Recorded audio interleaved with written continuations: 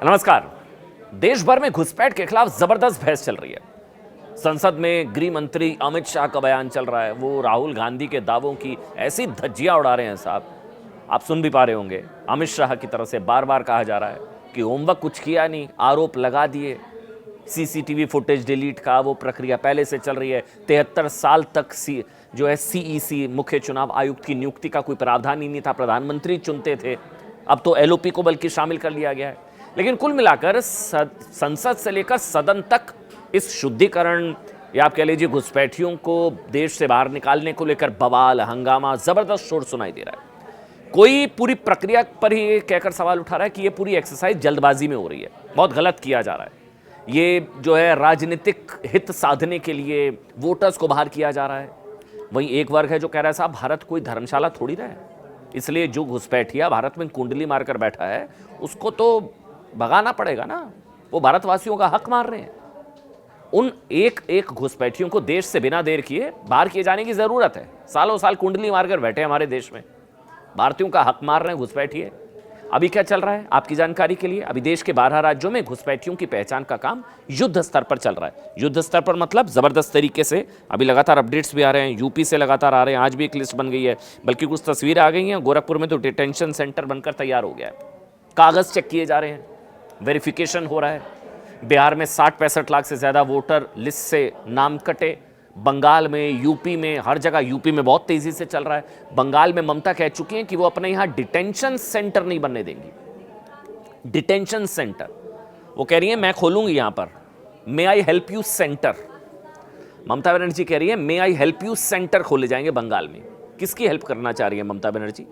ये एक ममता मॉडल है, खैर उसकी आज मैं बात नहीं करूंगा। हालांकि वहां भी चुनाव आयोग अपनी प्रक्रिया में लगा हुआ है। लेकिन आज देश में सबसे ज्यादा चर्चा यूपी मॉडल की है। बाबा योगी आदित्यनाथ, योगी मॉडल, घुसपैठ के विरुद्ध योगी युद्ध, ऐसा कि पूरे सूबे में डिटेंशन सेंटर बनाए जा रहे हैं। डिटेंशन सेंटर, बांग्लादेशी और रोहिंग्या घुसपैठियों पर कड़ी नजर रखी जा रही है। गोरखपुर वाला जिसका मैं भी जिक्र कर रहा था, डिटेंशन सेंटर तो बनकर तैयार हो गया, जहां एक पुराने रैन बसेरे को परिवर्तित कर दिया गया है।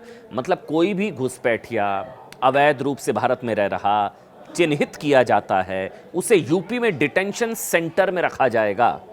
पेपर्स होने चाहिए पूरे, वेरिफिकेशन होगा। योगी जीरो टॉलरेंस के मूड में है। ये अब तक का सबसे बड़ा ऑपरेशन चलाया जा रहा है। अच्छा, कुछ जगहों पर मैं पढ़ रहा है इसे नाम दिया गया ऑपरेशन टॉर्च। ऑपरेशन टॉर्च, रात के अंधेरे में टॉर्च की रोशनी में सत्यापन का काम नहीं रुक रहा है, रात के अंधेरे में भी चल रहा है। तलाशी अभियान युद्ध स्तर पर चल रहा है, चेकिंग चल रही है। मुजफ्फरनगर में, सहारनपुर में 17 जिलों में 15,000 की क्षमता वाले डिटेंशन सेंटर बनाए जा रहे हैं। 15,000 की क्षमता वाले 17 जिलों में, मतलब उनको अंदाजा है कि इतने तो कम से कम पकड़े ही जाएंगे। संख्या बहुत हो सकती है, लेकिन सवाल ये उठ रहा है कि ये जो भी एक्सरसाइज हो रही है, घुसपैठियों को पकड़कर उनको फिर संभवतः डिपोर्ट किया जाएगा, ये सरकारी योजनाओं के जो अयोग्य लाभार्थी है क्या उनको रोक पाएगा? या फिर एक वर्ग कह रहा है कि ये तो मानवाधिकार के सवाल इंपॉर्टेंट है साहब, रोहिंग्या शरणार्थी हैं, रोहिंग्या घुसपैठी है, उनके साथ थोड़ी मानवीयता दिखाने की जरूरत है। वो एक मानवीय पहलू कुछ लोगों का आ रहा है, कलेजा मुंह को कह लीजिए। फिर चर्चा तो आज यकीन मानिए सिर्फ योगी मॉडल की है। एक बार समझाते हैं आज आपको, जो मेरा मकसद था वो 5D मॉडल जिसका मैं बार बार जिक्र कर रहा हूं। 5D मॉडल अगर यूपी में रहते हैं तो ये समझ लीजिए योगी का 5D फॉर्मूला क्या है। 5D, detect, detain, detention, disown और deport. Detect, detain, detention, disown और डिपोर्ट। डिटेक्ट आप समझ गए, पहले तो डिटेक्ट किया जाएगा घुसपैठियों को, डिटेन पकड़ा जाएगा, डिटेंशन वहीं जो डिटेंशन सेंटर बनाई गई है ना जगह जगह, वहां पर रखा जाएगा डिटेंशन सेंटर्स। इसके बाद फिर घुसपैठियों को पूरी तरह डिसओन करके डिपोर्ट कर दिया जाएगा। डिसओन करके डिपोर्ट कर दिया जाएगा। चलिए अपने जाइए, भागिए अपने देश में। अब सोचिए, ये है योगी का 5D फॉर्मूला। ये 5D क्या कैसे काम करेगा वो आगे बताऊं, लेकिन आप इस चीज को देखिए, इस 5D के खिलाफ घुसपैठियों के समर्थन में एक 5D मॉडल विपक्ष का भी तैयार है। वो क्या है? डिनाई, डी से डिनाय, डिनाय मतलब डिनायल मोड ऐसा कुछ है ही नहीं, घुसपैठी है ही कहां साहब। दूसरा डिफेंड, बचाव करना, उनका बचाव करना, कोई हाथ लगा कर दिखाए, may I help you centre, detention centre में भेजने का विरोध, मानवीय पहलू गलत हो रहा है। तीसरा है कार्रवाई को लटकाने की कोशिश, डिस्ट्रैक्ट, यानी मुद्दा बदलकर घुसपैठ का विषय भटकाना। फिर आ जाता है डिवाइड, इसमें भी हिंदू मुसलमान, डी से डिवाइड, डिस्ट्रैक्ट। और अब तो एक और आ गया धमकी, डी से धमकी। राहुल गांधी तो चुनाव आयोग को सीधे सीधे धमकी दे रहे हैं, डी से धमकी, ये 5D साहब। यही वजह है कि यूपी में SIR यानी कि वोटर लिस्ट शुद्धिकरण को जिस तरह घुसपैठियों के डिटेंशन से जोड़ दिया गया है, उससे कई राजनीतिक पार्टियों का काफी पारा बढ़ा हुआ है, चढ़ा हुआ है साहब। अखिलेश यादव ने आज संसद में यूपी में बनाए जा रहे डिटेंशन सेंटर का जिक्र करते हुए कहा, वो कह रहे हैं ये NRC वाला काम हो रहा है, ये SIR special intensive revision NRC वाला काम किया जा रहा है, मतलब नागरिकता चेक करने वाला काम। और SIR में जिसका नाम नहीं है उसके लिए डिटेंशन सेंटर बनवाने की जरूरत क्या है। बंगाल का मैं जिक्र कर रहा था, ममता बनर्जी योगी मॉडल सुन लिया, ममता बनर्जी कह रही है वो आखिरी सांस तक डिटेंशन सेंटर नहीं बनने देंगी। ममता ने भी कह दिया है तो NRC है, ये झूठ की दुकान, भ्रम की दुकान, डर की दुकान, एक वर्ग से जोड़ने की दुकान, यहां भी मुसलमानों को भड़काने की कोशिश, SIR NRC। राजनीतिक फायदे के लिए जो काम 2 साल में होता है उसे 2 महीने में किया जा रहा है।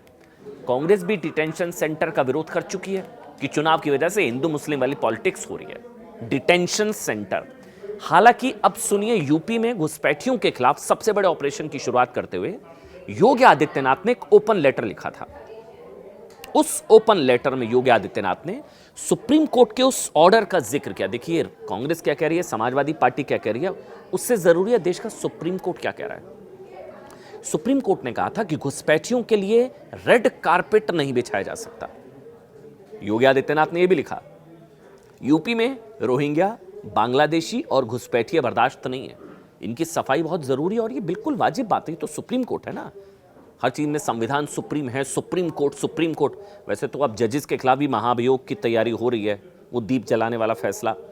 रोहिंग्याओं के लिए रेड कारपेट जिन जज ने टिप्पणी की थी उन पर भी हमले शुरू हो गए हैं, कई पार्टियों के नेता उन पर हमले कर रहे हैं कि जज आजकल ज्यादा बोल रहे हैं। लेकिन साहब सुप्रीम कोर्ट ही कह चुका है घुसपैठिया देश के संसाधनों पर बोझ है। इसी वजह से यूपी में सत्यापन अभियान रुकने वाला नहीं है, बहुत तेजी से चलाया जा रहा है। हालांकि अभी यह खबर मुझे अभी इस वक्त मिली है कि संभवतः 14 दिन और आगे डेडलाइन बढ़ाई जा सकती है। योगी आदित्यनाथ की इस चिट्ठी के बाद घुसपैठियों के खिलाफ देश का सबसे बड़ा ऑपरेशन यूपी में शुरू हो चुका है। यह सबसे बड़ा ऑपरेशन है। संदिग्ध लोगों के कागज चेक किए जा रहे हैं, जिनके पास कागज नहीं है उनके खिलाफ डिटेक्ट, डिटेन, डिटेंशन, डिसओन और डिपोर्ट की कार्रवाई शुरू हो चुकी है। योगी सरकार घुसपैठियों का डेटाबेस तैयार करेगी, यह भी कहा जा रहा है साहब। अब सुनिए आगे का जो आज अंदर की खबर है, बायोमेट्रिक प्रोफाइलिंग होगी इनकी, बायोमेट्रिक प्रोफाइल इनका बनेगा, फेशियल रिकग्निशन व फिंगरप्रिंट से इनकी प्रोफाइलिंग होगी। इसके बाद उन्हें नेगेटिव लिस्ट में डालकर, समझ गए आप, डिपोर्ट कर दिया जाएगा। चलिए निकलिए, ताकि वो फिर से घुसपैठ ना कर पाए, क्योंकि बायोमेट्रिक प्रोफाइलिंग हो जाएगी। नेगेटिव लिस्ट के जरिए आधार कार्ड, वोटर कार्ड लिस्ट जैसे दस्तावेज हमेशा के लिए डीएक्टिवेट हो जाएंगे। यह है योगी मॉडल। योगी सरकार की कोशिश है कि यूपी मॉडल देश में एंटी इन्फिल्ट्रेशन ड्राइव की नई मिसाइल बने, नई मिसाल। घुसपैठ मुक्त भारत का सपना यूपी दिखाएगा रास्ता। एक बार पकड़े जाने के बाद कोई घुसपैठिया दोबारा बॉर्डर पार करते हुए पकड़ा जाएगा तो वो बायोमेट्रिक प्रोफाइलिंग के जरिए वो वैसे ही पता लग जाएगा घुसपैठिया है। अब योगी के ऑपरेशन ऑल आउट का असर यह है कि लखनऊ में बताया गया कि 160 के करीब सफाई कर्मचारी रातों रात फरार। लखनऊ में अचानक कई घरों में ताले लटके हुए दिखाई दे रहे हैं। अभी कुछ दिनों पहले एक रिपोर्ट का दावा था लखनऊ में सफाई कर्मियों में बड़ी तादाद में रोहिंग्या, बांग्लादेशी घुसपैठियों की है। अब बांग्लादेशी थोड़ी नया सरकार बनाएंगे, घुसपैठिए थोड़ी ना सरकार बनाएंगे कि बांग्लादेशी बंगाल में या यूपी में सरकार बनाएंगे। अब ये योगी मॉडल हिट हो रहा है साहब, लेकिन हैरान की बात यह है, मैं बार बार जिक्र कर रहा हूं, घुसपैठियों पर योगी सख्त हैं। योगी मॉडल पूरे देश में लागू करने की मांग हो रही है, विपक्ष कार्रवाई का विरोध कर रहा है। ममता बनर्जी पर तो बीजेपी का आरोप है साहब कि वो घुसपैठियों को यह कहकर इनवाइट कर रही हैं कि बंगाल में कोई डिटेंशन सेंटर नहीं बनेगा। अखिलेश यादव कह रहे हैं कि यूपी में लोगों के नाम काटकर उन्हें डिटेंशन सेंटर में भेजने की साजिश हो रही है। वहीं नागरिक, अच्छा ये बहुत इंपॉर्टेंट है, आज एक और चीज जल्दी से जान लीजिए। ये सारी प्रक्रिया के बीच एक बड़ी खबर है, सोनिया गांधी को नोटिस चला गया है। नागरिक बनने से पहले वो वोटर बन गई, ऐसी शिकायत कोर्ट में की गई है और दिल्ली की एक अदालत ने सोनिया गांधी और दिल्ली पुलिस को नोटिस दे दिया है। सोनिया गांधी कि वो इंडियन सिटीजन बनने से पहले वो वोटर बन गई, वोटर लिस्ट में उनका नाम आ गया, ऐसा आरोप है, ऐसी शिकायत है।